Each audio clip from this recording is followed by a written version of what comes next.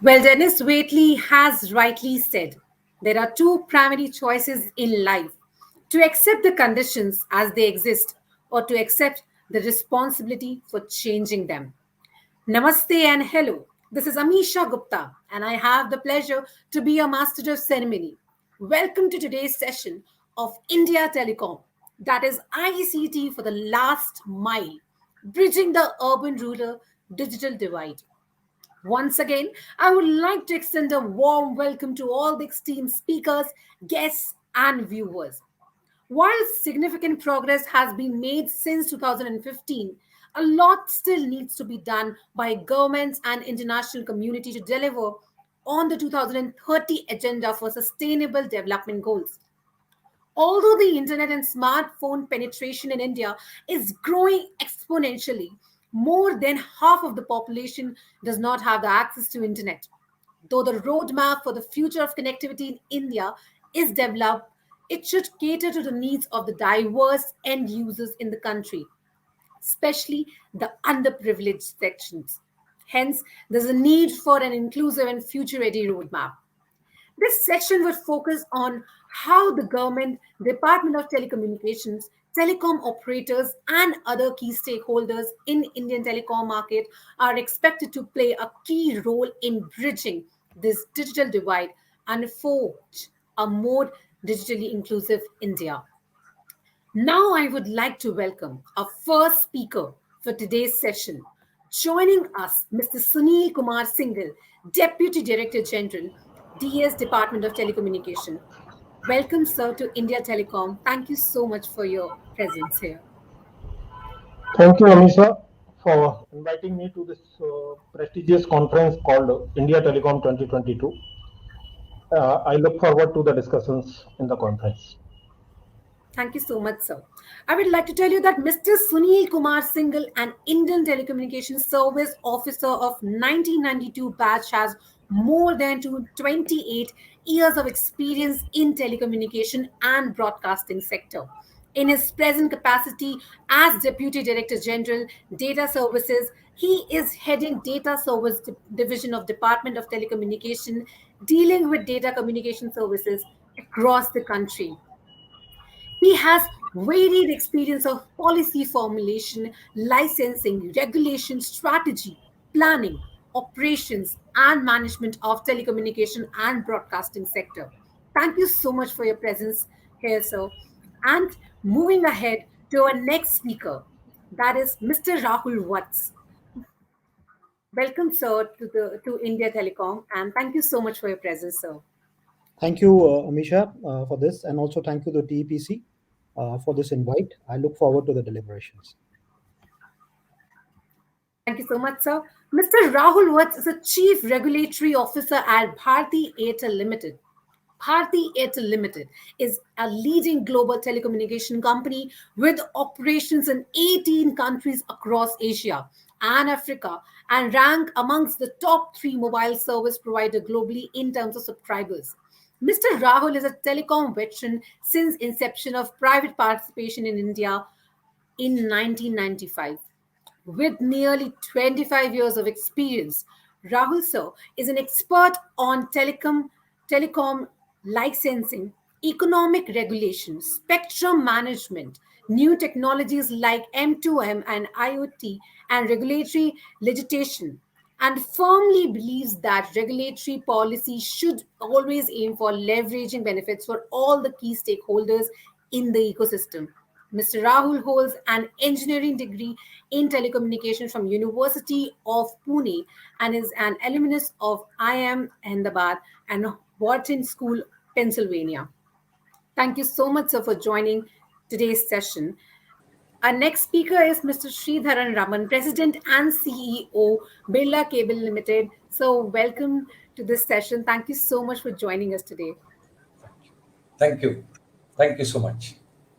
Well, let me tell you that Mr. Sridharan has gained tremendous expertise over his more than 3 decades of rich experience in the field of manufacturing projects, quality control and assurance, supply chain management, technology, human resources and administration, infrastructure creation, finance, mergers and acquisition.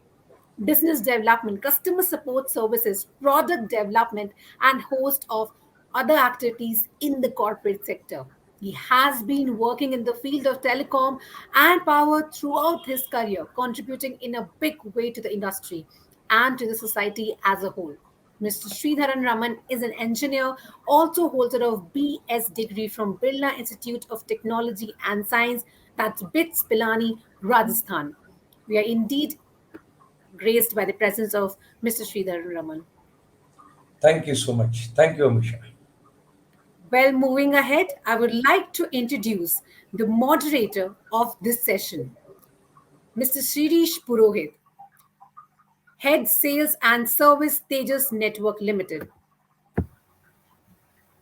Thank you so Hi, much, sir, for thank joining us. you. Thanks, Amisha, for introducing. And thanks to TPC as well as India Telecom 2022. It's a pleasure and honor to be part of this August gathering. Thank you. It's a pleasure for us to welcome you, sir. And I would like to tell you that Mr. Purohit has a wide experience in domestic and international sales, as well as general product lifecycle management in telecom domain. He's currently head of sales at Tejas Networks Limited. He's skilled in product conceptualization in electronics and telecom, team building and organization building with domain expertise in 3G, LTE, embedded systems, optical transport, and radio frequency. He has done BE in electrical power and electronics from REC Nagpur and MTech from IIT Madras in electrical engineering. Thanks, Amisha. Once again, thanks to all the esteemed speakers for joining us today. Now, I would like to hand over the virtual stage to Mr. Shirish Purohit to carry forward this virtual session. Thank you, Amisha. Thanks a lot and welcome. Thanks all the panelists for taking time off your busy schedules. Each one of us is busy in today's world, especially. It's a very very busy time. So thank you very much. I think one of the ideas that has been there is to identify the challenges that lie ahead for our government's vision for 2030.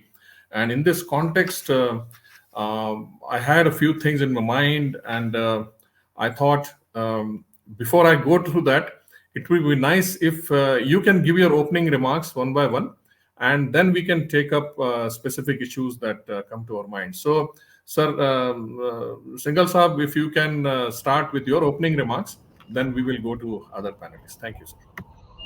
Thank you, Sriji, for providing me the first opportunity. And in fact, this is the very important topic for the discussion today, that how can we bridge the digital divide across the India. And if you see the government focus on this particular issue, recently in the budget also, the Honorable Finance Minister announced that the government will come out with a specific framework in PPP mode for laying the fibers across the villages. So that is the means commitment of the government to bridge this particular divide is visible directly from the mouth of Honorable Finance Minister itself. The second thing which I want to emphasize is that it has been rightly identified that for achieving the sustainability development goals, we have to leapfrog whatever limitations in physical infrastructure we have using the digital infrastructure. And in digital infrastructure, the role of the broadband networks, which include wireline as well as wireless broadband networks both, becomes very, very critical. So the government is focusing to address both these concerns by rolling out the fibers as deep as possible, simultaneously starting the trials for the 5G technology and networks, and then committing again in the budget itself that in this calendar year itself, the spectrum auctions for the 5G will be conducted, and the government expects that in the financial year 22-23, the 5G services will be rolled out across the country. So I can say that India has moved ahead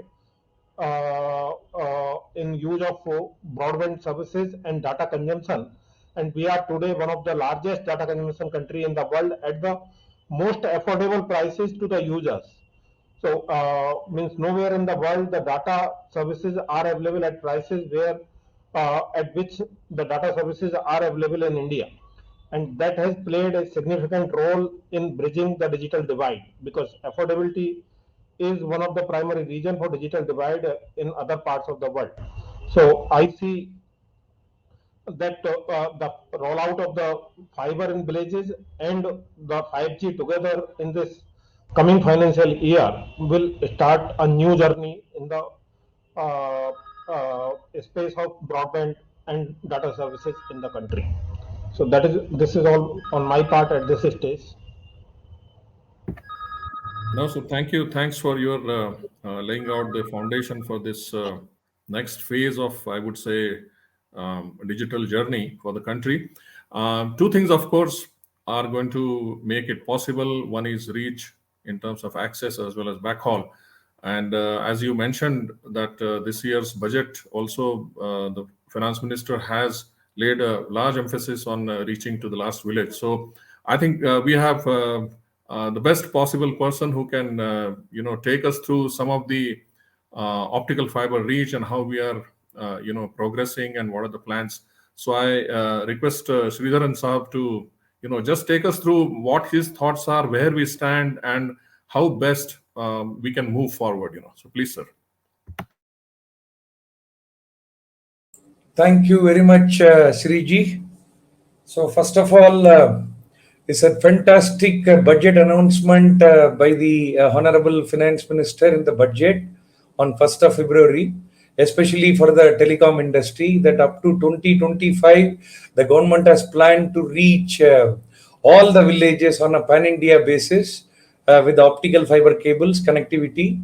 And then with the 5% USO out of the USO fund, 5% will be given based on the R&D based development for local development equipments and all the other related services. So that is also one of the major thing for the Atmanirbhar Bharat and Make in India initiative by the government to reach the ultimate goal of bridging the rural and urban divide. So that is one of the major this one by the government, initiative by the government. So as a matter of fact, India is let us agree to the fact that in terms of fiber density it is less per capita, which is below less than 0.1 kilometer per capita in India. On the other hand, it is almost 1 kilometer in China and more than 1.3 in USA and Japan. That is the major yardstick to measure in terms of fiber reachability in India. And optical fiber is the backbone for even the mobile communication. So, and second yardstick is, if you see in China, more than 80% of the telecom towers are connected with fiberization. But it is not the case in India. Right now, till up to 21 December, it is around 30 to 33% only all across India. So it has to be connected to minimum of 70 to 75% to have a good 5G this one experience. And more than 10 Gbps, we need to get the speed. So to get a good 5G experience, so we need to do the lot of fiberization, backbone and access and all metro network and even the rural network. And last point which I would like to make in my introduction is basically the ROW issues for the fiber industry or for the entire telecom industry as a whole.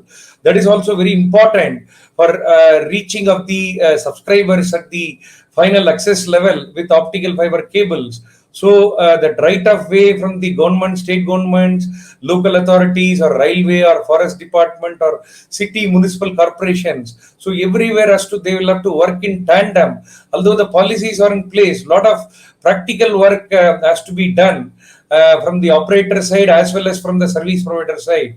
So put together, we will have to do all these things together, and then we will have to see what exactly the development is happening. But we will have to now ramp up, and with the government's initiative, all the industry should come together and propel ourselves and to have a better broadband services all across India and bridging that rural and urban divide. So this is my introductory remarks for this session. Thank you. Thank you, Sridhar sir. So I think we had some thoughts from the regulators or government side, as Singhal Sahib has briefed us. Also, Sridharan sir has given something from the equipment side or the the infrastructure side, and the third big pillar on which a lot of these dreams lie are the actual carriers, the service providers. So I'm sure that Rahulji would have thoughts about how we are going to make this happen. So we would like to hear from you, sir. Thank you, Shirish. You're absolutely right. The enabling policy regime and with the support of OEMs like Mr. Sridharan, I think we have uphill task going ahead. The perspective I want to share here is that we all are aware we are living in very dynamic times, and the convergence of communications, digital platforms, big data, cloud computing, and AI, they are basically changing the entire nature of our products and services, and also the way in which people are interacting, which is basically disrupting the existing business models and industries, while offering, of course, substantial potential to enrich lives and raise the standards of living of the society. Uh, we all know technology life cycles are ever shortening, and the investment requirement remains ever growing, while margins are coming under constant stress. Attracting a sustainable investment then is a challenge. It is thus, very important that the policies and regulations acknowledge these challenges, and we all work together to reduce the costs, facilitate network deployments, and make it easier and less risky for businesses to raise and generate investable surplus to be able to do such humongous rollout which are planned by us. Of course, this will require a change in the way we approach today. We have to facilitate network deployments at lower cost. We have to increase the speed of rollout. Sridharan mentioned about the right of way issue, which is very critical for us to be able to achieve the amount of rollouts we are considering. And we have to do it at fees, at costs which are, not humongous. Today, if I look at some of the geographies like Maharashtra, like Karnataka, the amount of charges you are paying for ROW makes it unsustainable to actually, even start considering. Even aerial fibers, which is just between buildings, is being questioned by some of the municipalities. So I think we have to look for a hassle-free way of, doing business. Cost of doing business and compliances then needs to come down. The cost of customer acquisition, of course, has to come down, and the government's seminal reforms in September last year, particularly easing the KYC, is really going to help out in that particular thing. I think the one other thing which will really help out is the entire gamut of the regulatory fees and levies, which I think still required to be looked a little more holistically. Government has already taken bold steps in the recent reforms, and I'm sure with this and we are completely charged up to move on and to ultimately serve the customer in best possible manner. No, thank you, sir. Thanks, Rahulji. So I think moving ahead, one of the things that comes to mind is as public services are increasingly becoming digital, a lot of things that governments as well as private sector provides as services and also goods these days. The purchasing, the whole marketplace, it's everything is becoming so digital. So in that context, there is a large concern about the difference distance between the haves and have-nots. And sir, Singhal Sahib, I would like to understand what are the thought processes in government and regulatory side to make this things like what is coming up as 5G services. What are the steps that are being taken to in terms of regulation to make sure that the rural and remote parts also get the same benefits?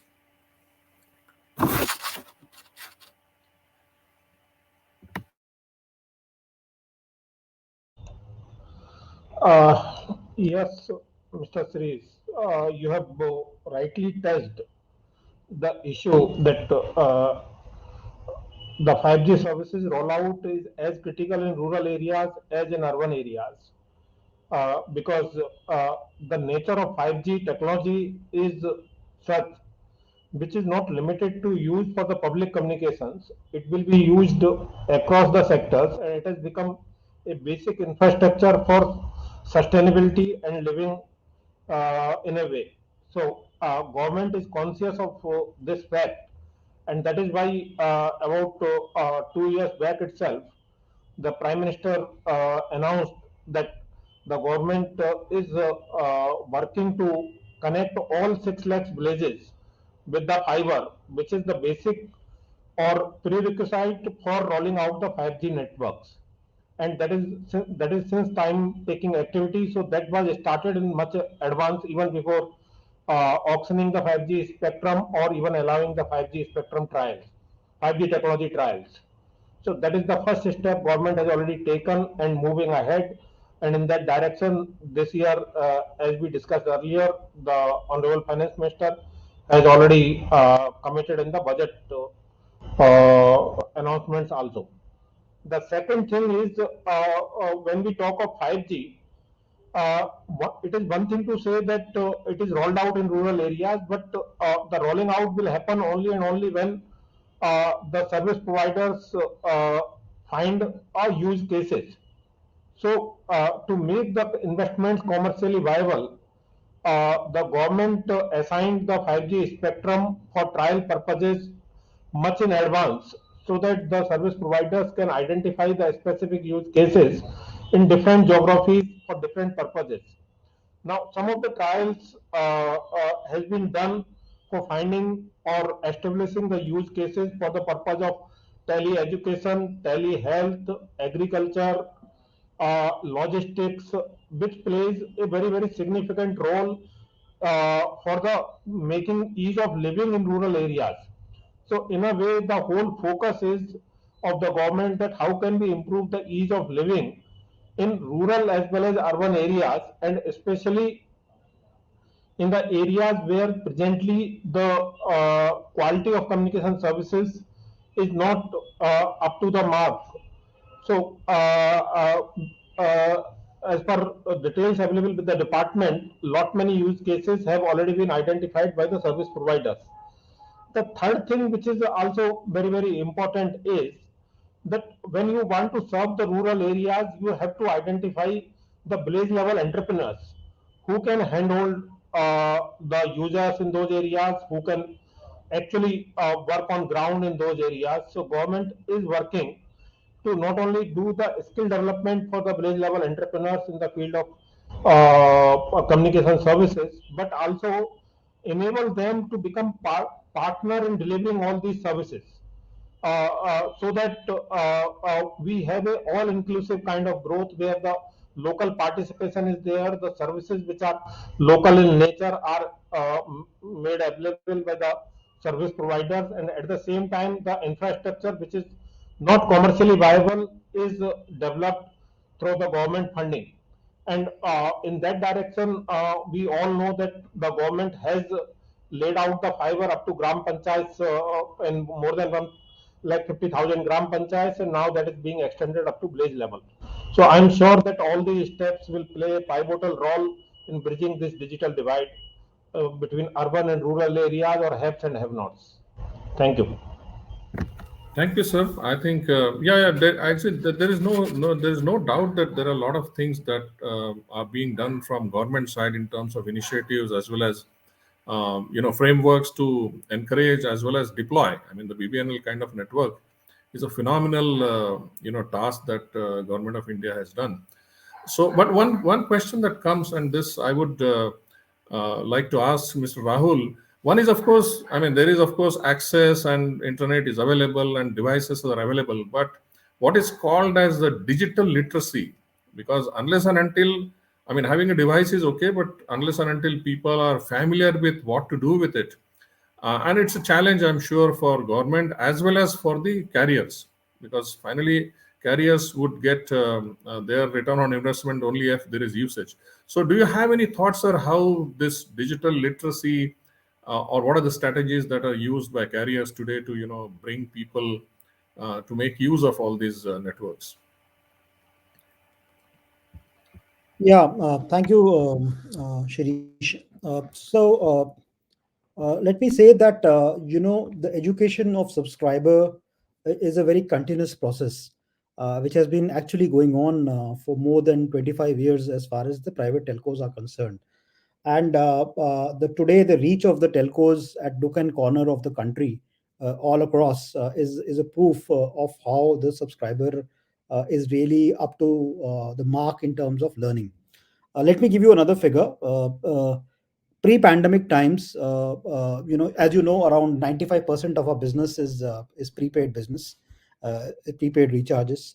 And pre-pandemic times, the amount of digital recharges used to hardly touch around 35 to 38%, and that too after a lot of promotions, after a lot of iterations. You had to entice the subscriber by saying that this is free, that is free, do a digital recharge. Post pandemic, particularly during the first lockdown, this number for a country like India touched around 70% without anything, without any incentive, right? So, this is the same subscriber, the same literate subscriber in the country who is able to do a digital recharge. And we were so delighted. And then we felt that maybe once the lockdown opens up, this number might change. I think the happy news out here is that even after the lockdown opened, this number is still at 63%, right? So 63% people have now converted to a digital way of life. So for a person who is able to do a recharge through an app, log on to the app, do a recharge of 10 rupees to 100 rupees, so the amount of literacy is already now available to him to be able to make a choice of what he wants. That is first. I think the second bigger thing has been about the spread of the technology itself, particularly the 4G technology now, and the amount of applications and usages people are able to identify themselves with. And I think actually, pandemic has been a blessing in disguise. Students doing their schooling from phones, teachers doing their teaching using mobile phones, right? And all across, doctors doing a virtual consult. So I think that journey has really been enabled, and the fruits of technology are really now visible. Of course, entertainment being the last part, which in any case also is a primary reason why we were all locked up in our houses and still able to, operate cogently. Besides that, I think the larger question is to create more and more applications at the local level, look at vernacular languages, to educate the subscriber so that they understand, what they're dealing with. And there are multiple now opportunities, which are available. Even the handsets, by the way, are now coming with options of multiple languages. So as I said, this is a continuous process, and both operators and the government have been very supportive. Even the government initiative of the CSC, the customer service centers, which are there all across the country, is a prime example of how we have been able to really reach out to each and every level. So I'm not so worried on the digital literacy part. I think the subscribers have shown. And by the way, just one more number, since we are talking about payments bank, so in a short period of nearly 2 years, we today have around 60 million subscribers on our payments bank, using our payment bank services, the digital services. So you can understand, and then millions of subscribers are there on Paytm and other, phone pay, etc. So the amount of literacy is really astounding. In fact, we are much better than many of the Western European democracies I see today in terms of how our citizens have really taken this up. No, thank you, sir. एक और बात, because you also wear a hat of being vice chairman of India Space Association, and I'm sure space based connectivity is going to play as big a role, I would say, for remote areas. So, can we have your thoughts on how we are doing, how we are faring this? I know there are lots of activities. There are a lot of startups which are also experimenting with low Earth orbit satellites, and there are of course geostationaries. So your experience and your how you see the role being played by space-based technologies would be interesting, sir. I absolutely agree. I think it goes on to the vision again, and I think the vision in the National Digital Communication Policy of 2018 itself visualized the reach of broadband to nook and corner of the country. And it then identified ways of doing it and multiple technology platforms which can do it. So terrestrial was one way, and other way identified in the policy itself was the satellite communications. So I think in terms of understanding the reach, I think the policy is absolutely in place. Now, the entire bedrock of the Indian Digital India platform is connectivity, which is enabled by 4G and soon will be by 5G, as Mr. Singhal also mentioned. This in turn depends upon various reforms that ensure adequate and affordable, spectrum and mobile broadband, and also, the commencement of new alternate ways of reaching to the subscribers. And that is where the satellite, really comes in. The provision of mobile broadband is a challenge still. Today in our country, we still have, if I look at actual user count, around 700, 750 million subscribers, right? If you add up double SIMs, it goes to 1,000 million. But for a country of our size, there are still this mass of 500 million people who typically are not covered by the services. And that is where I think these inaccessible areas, these rural and remote areas, I think the economics doesn't work out. The backhaul cost is also very prohibitive. I think this is where the satellite economics start working better. And with now technologies available like Leo and OneWeb, we are part of OneWeb, and OneWeb being a Leo technology, it really gives a very high speed broadband at very low latency. I think earlier generation you had satcoms, who were giving latencies of more than 200 milliseconds. But now with the Leo, you can actually drop down below 50 milliseconds, right? And that not only serves as a backhaul to the MNOs, but actually gives you a fiber-like performance everywhere, accessibility to the subscriber. And it serves a multiple usage, so it can serve the government needs for education, for defense, right, for businesses, for enterprises all across. So those sort of usages are now possible in addition to, what I talked about, the backhaul to the MNOs. I think this new generation, it gives a very high throughput, and you can get it anywhere on the globe. And it's comparable to technologies like 4G, LTE, even provides LP WAN connectivity to large areas. So of course, significant investments are now being poured not only by OneWeb, but there are others like Starlink. There is Amazon Kuiper, and so there's a lot of interest. And the primary reason for the interest is that that's perhaps the cheapest way now to cover all the areas, right? And that realization is dawning on most of the regulators across the world. Well, India also has a large potential. We are a major player here, and we have around the overall world market is around $360 billion in global space, and India right now is less than 2% in that high-end technology game.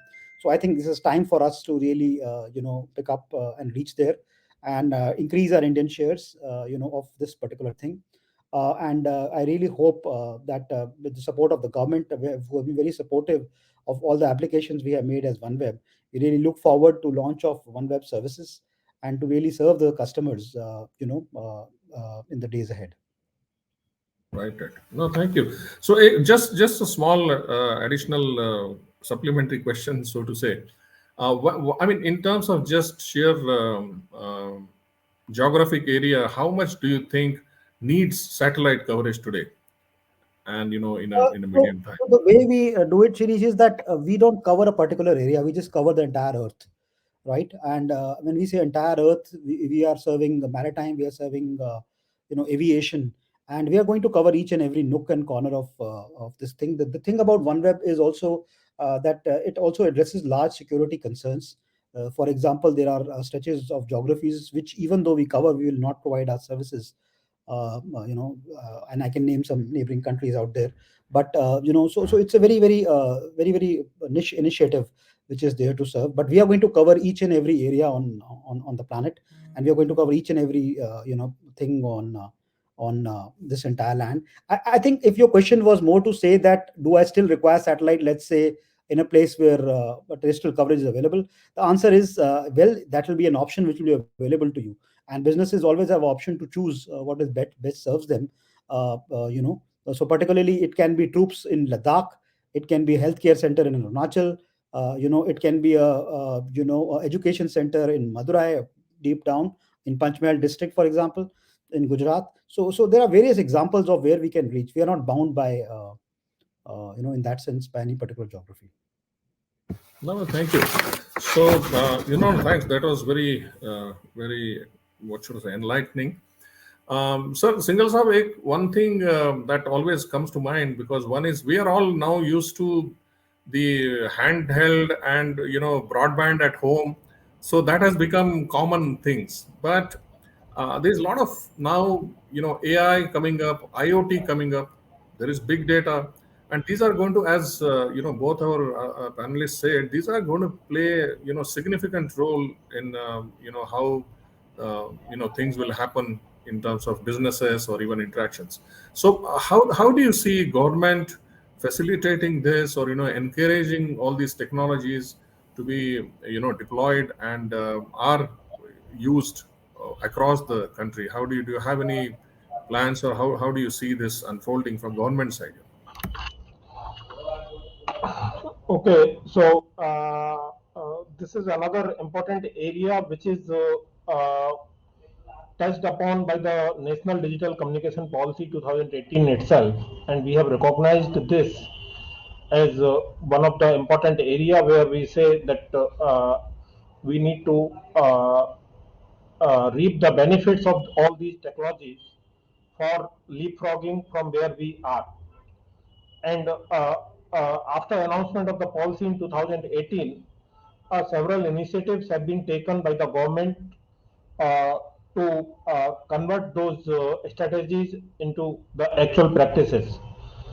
The biggest focus area is that how can we enable the startups who are the bedrock in a way for promoting the use cases of all these technologies, so that they are not bogged down by the regulatory burdens, or they don't face any barriers to entry in the space like telecom, which is a regulated sector.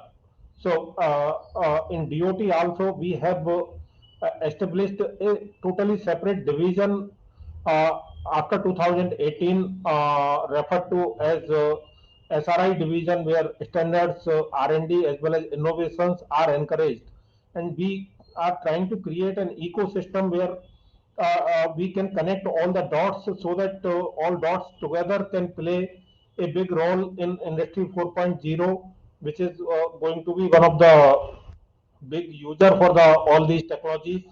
The another thing is how can we provide the day-to-day services after using these technologies of artificial intelligence to the users who are presently finding difficult in using, let us say, the education itself. Now, can we use the AI for recommending the right skills and education to the mass users? So we are working with lot many startups today, and with the rollout of specifically the 5G services, I see a bigger use cases when these technologies will be clubbed with the mobile edge computing, and that will go in a long way in establishing the efficiency or productivity of the enterprises also. So all these steps has already been taken, and in time to come, as announced in the budget yesterday also, that the 5% of the USOF levy collections will be used for not only R&D but commercialization also. Because what we noted in the government is that so far lot much developments were happening in the R&D, but there were challenges of commercialization because of access to market and other limitations. So I'm sure those will also be addressed as part of these initiatives, and that in turn will help us in bringing down the cost of doing business, cost of delivering the services, at the same time using these technologies for making the life easier for each and every individual in the country. No, Thank you. no. Actually, I quite agree, sir. And I mean, my company itself, we can clearly see government's intent is very clear. There is a very encouraging environment today to make sure that the Indian technology ecosystem is supported, and groomed by government. So there is definitely a added emphasis, I would say, over the recent past, and we are seeing that difference very clearly. I mean, we are also participating in your 4G, 5G activities. So I agree. I think there has been a lot more things being done, especially in last 3-4 years, I would say. So coming to Sridharan, one thing that comes to mind is when you say optical fiber and laying of optical fiber. This is so capex intensive, and I know that our private players also, as well as government, have done phenomenal job over the last 2 decades. But a lot more is required to be done, and there is a huge, there is a huge challenge as to how do we raise all this. So, you have any thoughts? What are the models under which this whole, rollout of optical fiber is, taken to the desired level, as you mentioned some time back, as to what is a healthy penetration of optical fiber that is required for a country like ours? So, any thoughts on, how do you think this can become a financially viable, See, first of all, India is, you can say, in general, like even if you analyze it, the amount of fiber in the ground is very, very less. It is around 110 to 120 million cable kilometers all across India, both from government sector as well as the private sector, and both ISPs, everyone. And if you compare it with China, it is huge, more than 1100 to 1200 million cable kilometers already on the ground, and both aerial and underground cables. And then if you see US and all that, it is more than 450 to 500 million cable kilometers. So lot of fiberization has to be done. Yeah. Then in what way it has to be done? First of all, as I said earlier, ROW cost has to be reduced so that to ensure the entire players, or both the operator side and the total solution provider side, to ensure that it is on a cost effective basis and it is beneficial for the government to reach to the masses, especially to bridge the urban and rural divide. So this is topmost point, number one. Number two, instead of piecemeal basis, we will have to see it in totality. And of course, the government in the budget, Honorable Minister has told, the additional budgetary support for the states to roll out the optical fiber cable network will also be provided to the states where they have opted to do it on their own. Previously, BBNL or BSNL, they used to do it on their own. So majority chunk has gone to some of the states as well. They have set up their own statewide PSU, and 80 to 90% is still funded from the government. And if it is a total solution provider concept in terms of supply of material as a manufacturers of optical fiber cables, like our group of Birla Cable or India Telecom, we do a lot of projects for the operators and for the government sector as well. So if it is given to a total solution provider, so it will be easy for in terms of coordination and getting the things done in a time bound manner, and also as per the government's requirement of doing the fastest rollout of the services to the end users. So this is more important. And as we are, this is a major subject we are talking, especially the rural urban divide. So majority of the population, 65% of the population still lives in the rural background, and only 35% of our India's population is living in cities and towns and urban areas. And the connectivity in terms poor, let us be very honest in admitting that. So, but let us take this as a opportunity for improvement and developing the infrastructure in a fastest possible way. Go to the deep inside the countryside. Yeah, it is not there. The speed of the broadband or the connectivity, it is not there. So we will have to fiberize it. And of course, wherever the fiberization is not possible, the other systems, like as Rahulji was telling just now about satellite communication, so it should be mix and match. A prudent match should be there, so that government derives the benefit and state governments derive the benefits, and ultimately the subscribers derive the benefit, and in a cost effective way. And also, the data consumption is going up like anything, and I am the witness last 2 years. or before that 2 years, you can say like this, before the pandemic was set in this one, people were saying no, work from home, the culture, it was not happening, very difficult, you will have to come and meet. So that has been actually now, that is a misnomer, you can say. It is proven that you can work from home, a lot of things can be done from home, but thanks to broadband, and that also fiber to the home, as that offtake was very very big, which Rahul ji can vouch for it, other operators can vouch for it. So this has been taken off in a very big way in the last 2 years. So lot of fiber network has been taken off, and fiber to the home has been given, and broadband connections has been given to the subscribers. So that itself is a biggest development. So we will have to build upon this and go ahead in a very big way, number one. And number two, in what way we reach the rural population, that is very very important. And with the infrastructure creation, new infrastructure creation, and declaring the data center industry or the clean energy storage, all those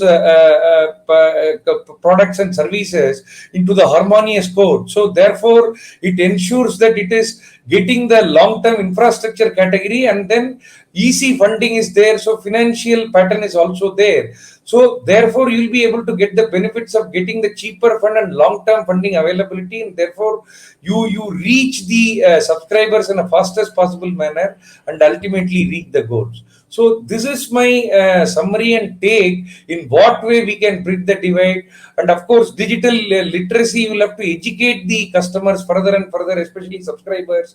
So as per this point, I would like to make very important, as per the Prime Minister's National Digital Literacy Mission, it started off in 2017, and up to 2019 they wanted to do every day almost 6 crore people in the under the digital literacy mission. But unfortunately only 3 crore could be enrolled, and actually certification less than 1.88 crores they only could get it.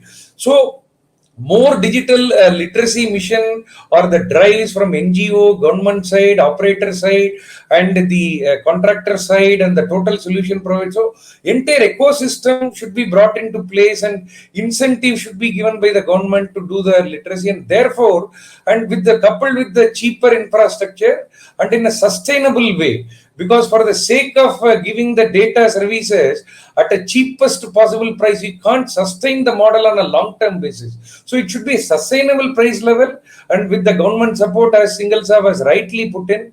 So we should derive that benefits. Ultimately, it should reach the benefit should reach to the masses at large, especially the rural population. Therefore, their spending pattern, the e-commerce, everything, e-education, or all the services can be utilized in a bigger way, like money transfer, everything, top to bottom. So that can be done. So that is what my take is. No, undoubtedly. Actually, we can see that all through this pandemic. I mean, this is actually a classic case that we are conducting this seminar on sitting remotely, and this is all being possible because of the robust data connectivity that has been created. Not just data connectivity, there is whole IT systems that have actually developed along with this. Okay, one is of course the pipelines have reached, and then there is so much of IT systems that are working on it, applications that have got developed over the years, and very quickly. So it's credit to everybody. It's credit to regulators. It's credit to technology providers. It's credit to carriers who have made it possible that even though on this pandemic and lockdown, very quickly we have been established normalcy, so to say, in lots and lots of businesses. Not everything, but a lot of businesses did achieve normalcy very quickly. So sir, Singal Saab, एक जो और thought always comes to mind is, I know that there is a lot of emphasis on connectivity, but there was also thought of creating a India stack, to give some kind of a platform wherein lots of Indian entrepreneurs, startups can start contributing towards some of these public services, and what will be any thoughts on that, sir? How government is looking at encouraging that type of activity? Thank you, Sriji, for touching uh, an issue which is close to my heart also. But before coming to that, since both of my co-panelists has emphasized on the issues relating to the ROW, so I just want to take a minute to share my thoughts on that issue also. Undoubtedly, addressing the ROW is the topmost priority of the government also. And when we say addressing ROW issues, it includes both the timely permissions for laying the fiber cables either underground or aerial and at the reasonable prices. And in that direction, the government came out with the ROW rules in 2016. And after that, in collaboration with the industry players, most of the states have by now adopted those rules, and that has significantly reduced the delays and to some extent the cost also. But I agree that still in many states the costs are relatively higher, and which makes the provisioning of the services costlier.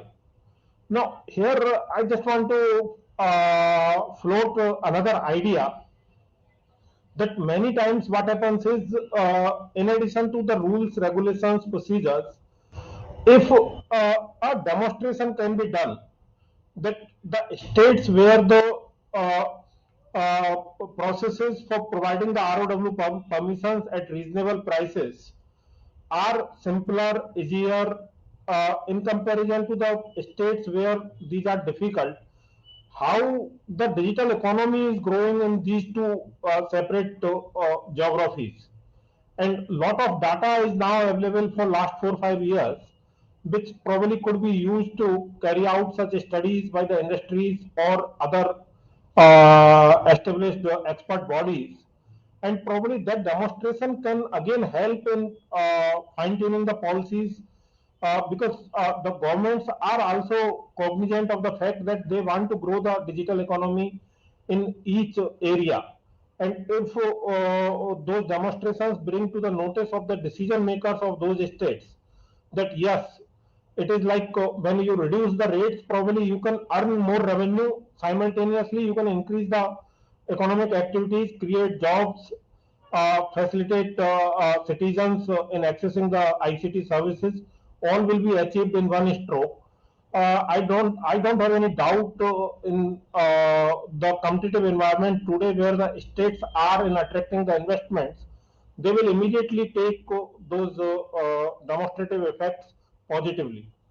So, with that, now let me come to address the issue of open stack.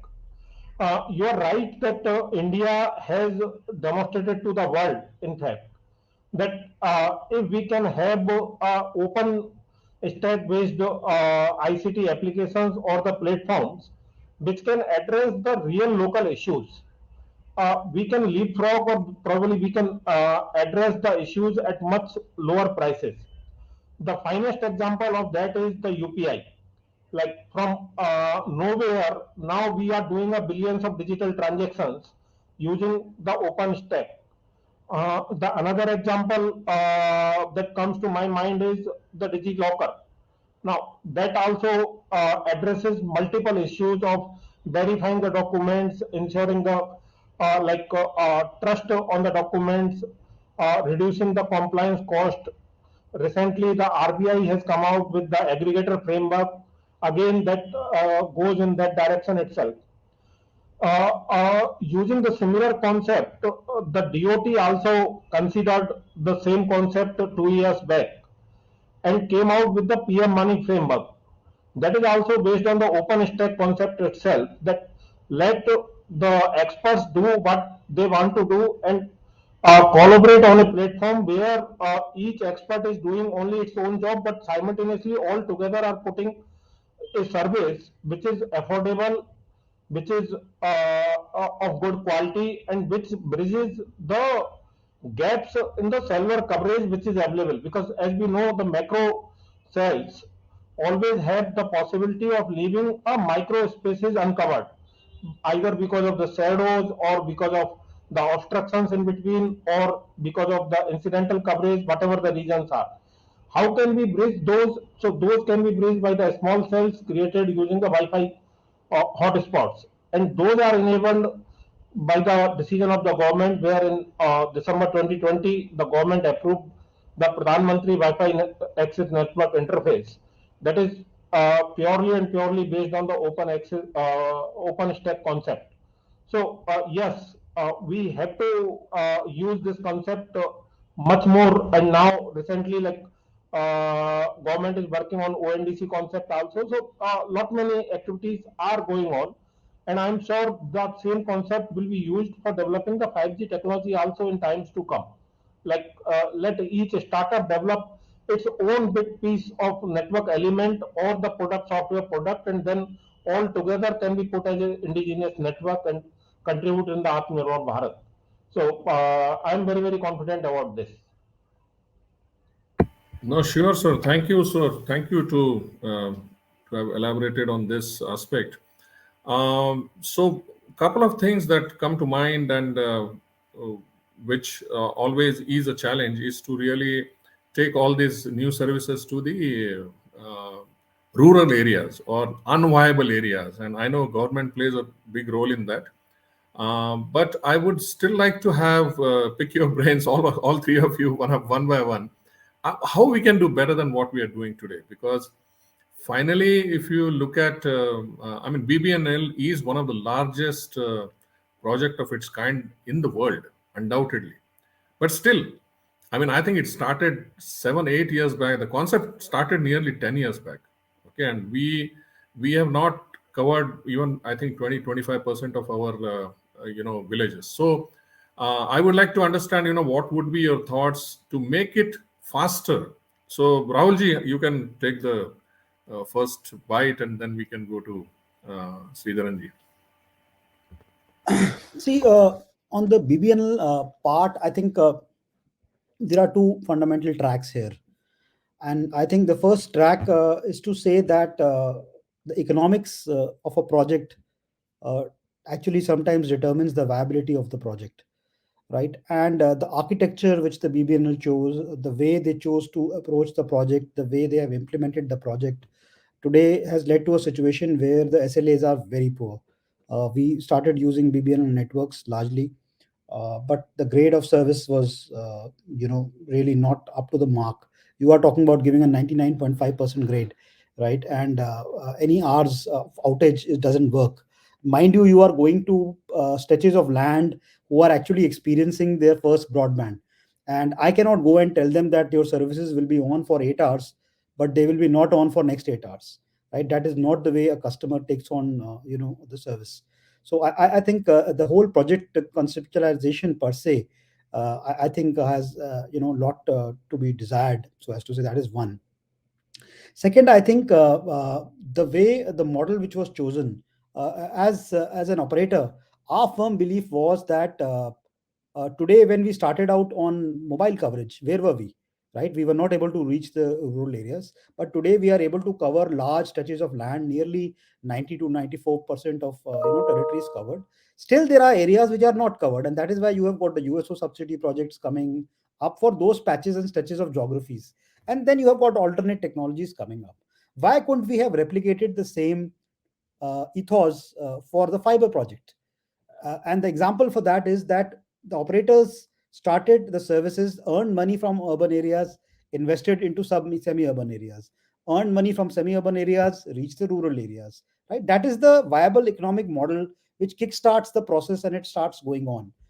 Today, if I look at it, there are gaps, glaring gaps in urban centers.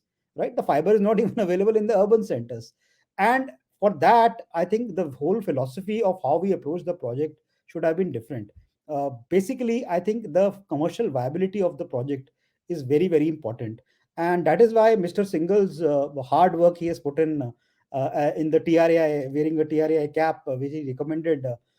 How to increase the broadband coverage in rural areas is very, very important. That's a very critical piece of recommendation which is there, and I'm sure now in a different hat he will actually have to start executing that in the department. But things like talking about making ROW a single agency, making ROW free, incentivizing in terms of the license fees for rural coverage. These are sort of things which can really energize, this entire activity. And there are such a beautiful recommendation. If you read to those recommendations, I'm saying if we implement 70-80% of that, we are home, right? And so I think it's time to now really move from the drawing board and to start executing. No, no, I think that's That so part of that I this. think Again, I'm that's sure exactly as a why I country we was can do saying this. then to understand as to what we can do better. So, Singhal sir, since he has given a cue to you and you have already thought through this, it would be very interesting to hear your thoughts. I agree with Rahul that we have to have the economics for delivering the services in sustainable manner. There is no doubt about that. But simultaneously, we are also conscious of the fact that where the economic gaps are there the roles or responsibilities of the government increases, because then we have the responsibility of ensuring that wherever the viability gap funding is required, we should make either through the direct funding to the service providers or by making available infrastructure at affordable prices, and then the service providers take forward further to deliver the services. So now, taking ground realities into account and the nature of fiber, which Mr. Sridharan will also agree that the SLAs of the fiber increases when we use them. And after realizing this particular fact, now BBNL, which is the executing agency for the BharatNet, has come out with one of the wonderful models that instead of charging any fixed fee for using the BharatNet, let the service providers or village level entrepreneurs come forward and take the bandwidth from them in a revenue sharing model. So whatever they earn, only a part of that is to be shared by BBNL, and if they don't earn, then don't pay anything to the BBNL. And this is a step in the direction that how can we deliver the services in rural areas efficiently. Because what will happen is, again I will go back to my earlier submission, that uh, uh, across the service spectrum we have seen the services in rural areas become viable when those are delivered by the local village level entrepreneurs. If we add so much cost of means commuting from urban areas to rural areas for maintenance or for establishing the connectivity and all, then that add up cost add up make the things unaffordable. So one that this revenue share model, which is already approved by the government, and BBNL has signed more than 100 MOUs or agreements with the different ISPs, will play a critical role. The second thing is, what I have noted is, since last 2 years after the start of this pandemic, we are granting almost 400 to 500 internet service provider licenses, mostly for the smaller category licenses of category B and category C, and they are spread across the India. Like I did geospatial distribution analysis, that where we have granted those 500, that comes uniformly almost to the each state, and then within the state also in each region, and those have started showing the results. So the fixed line broadband is increasing in all those areas. The third thing is, the DOT is constantly engaging with our mobile service providers also, that how can we make this backhaul usable in a reliable manner for cellular services also, so that the cellular services which are already available can become much faster, because we know that the load on spectrum in rural areas is much lesser because of the density. So if we can provide a reliable connectivity, then the same spectrum probably will provide a much better speeds in rural areas than in urban areas, and that will again help us in bringing the rural and urban digital divide. So we are having a constant dialogue almost on every month basis with all service providers, and I'm sure that all these efforts will play a bigger role in meeting this objective. No, no, thank you, sir. Sridharanji, would you like to add something? Yeah, thank you, Suresh. Yeah, I agree with both the speakers, Rahulji and Singhal Saab. See, first of all, the quality of the network is more important. So, because of that is the backbone. Because of that only, you are getting the services delivered to the subscribers, especially to the rural population, as they are all first-time broadband users. So, we should ensure that they get proper service and that it is not get cut on a frequent basis. So that is foremost importance. Number one. Number two, that as we were discussing about the SLA level, so the quality and good players should be introduced, and there should be audited and frequent checks should be there for the network while doing the network built up and also doing the O&M operations and maintenance of the network. And the operators, the telecom operators and the ISP should come forward to utilize the created network by BBNL, which is there in the nook and corner of the country. See, almost more than half of the Gram Panchayats have been covered. So, another 3 years, 4 years down the line, everything should be covered, entire all 6 lakh villages all across India. And then it should be on a full-fledged basis, and wherever some lacunas were there, that should be corrected and maintained properly so that all operators and ISPs can come into the picture and do it in a proper way. Number one. Number two, in what way it should be done, like Singles have just now told, instead of doing the outright like purchase or leasing out, you use it and pay per use or generate the revenue and share the revenue, whatever is the percentage as per the agreement between BBNL and the entrepreneurs should be there. So that is a valid point, well taken, and it is a welcoming move also by the government department to ensure that rural connectivity is getting there, reaching the subscribers there. Number three, what I will say is that local rural population, like again digital literacy or training or empowerment of the rural engineers or the entrepreneurs should be done with various drives from both operator side as well as ISPs or from the government side. Therefore, instead of a big company, corporate company coming into rural, so the rural local population should be empowered, and they will be doing it, and with the help of TSPs and the solution providers like our Tejas or Birla Group or whomsoever it is. So they can do so many things and support them and give the OEM or supplies and also the O&M support also. So in that way, the entire ecosystem should be maintained, and thereby it will be enabled. So we should be an enabler, and ultimately the rural connectivity happens. And one major important thing I would like to tell you is that about that every time we talk about funding, I think Sriji, that is very very important. For who will going to, I mean, who is going to fund that? Like rural, of course, as Singles have rightly put in, using the viability gap funding, or the government is directly coming into there.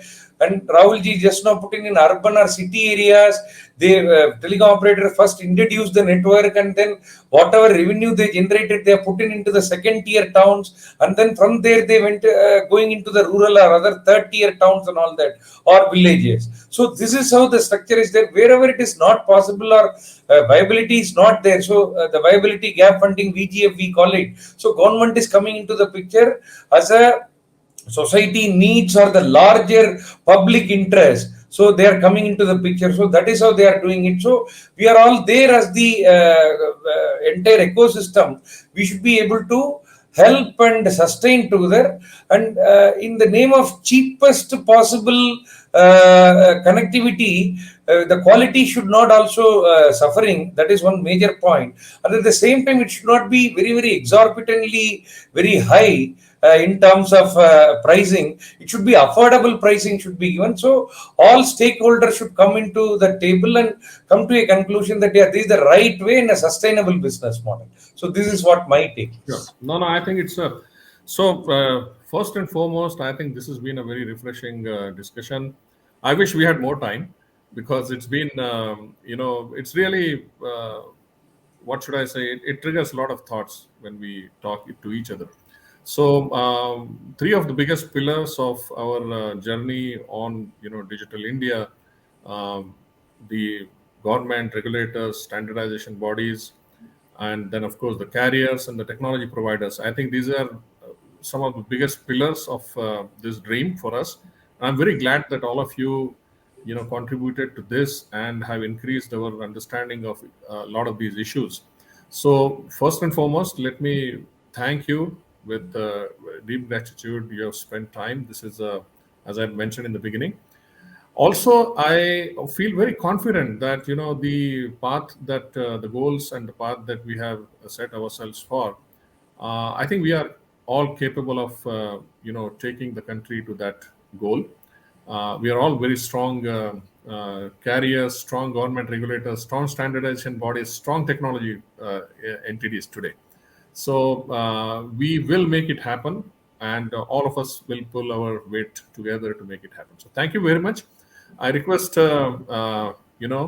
Amisha to take charge again. Thank you. Thanks, Amisha. Sure, sir. Well, thanks to Mr. Sunil Kumar Singhal, Mr. Rahul Vats, and Mr. Sridharan Raman for all the insights that are really enlightening and value adding to everyone's professional and, most importantly, personal lives. Thanks for joining this session today and giving us your valuable time. We are obliged to hear all the insights, and our immense gratitude to Mr. Shirish Purohit for moderating this session so incredibly. Thank you so much to all the speakers. Thank you so much, sir. And with this session comes to an end. Thanks to all the viewers. Stay connected for the next session.